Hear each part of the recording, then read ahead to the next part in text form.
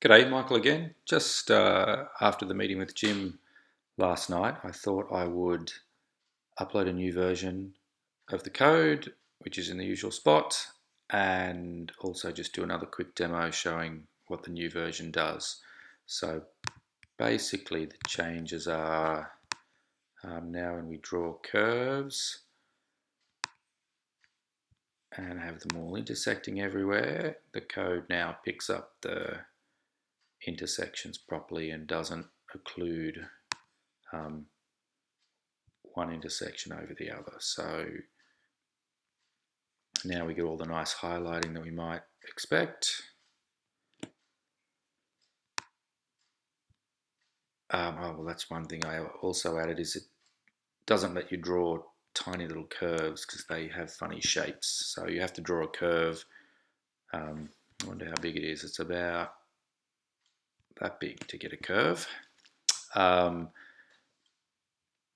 other thing I added is we can shade some of these regions, some of these zones, and maybe turn the shading off again later on if we like. So because we've got the zones highlighting properly, we can shade them, and of course we can still drop spiders around the place.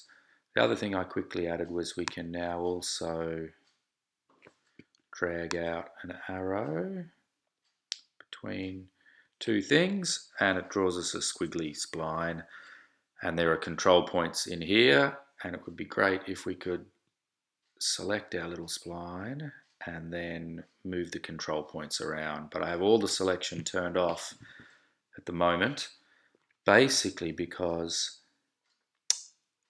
if we grabbed a curve like this and selected it and decided to move it or enlarge it or shrink it or something, the obvious thing to do is to just do that, delete all the zones and whatever and intersections we had before and then redo them.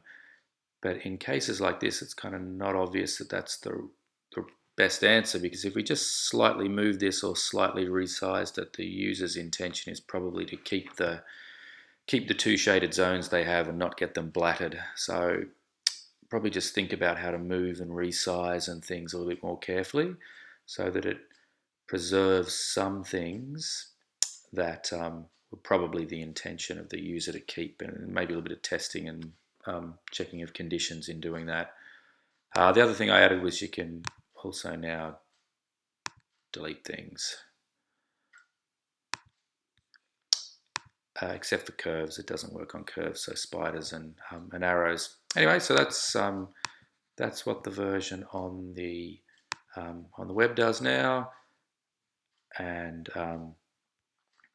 yeah, now I'm looking at putting it in Web Protege and then adding all the other stuff. Okay, thanks.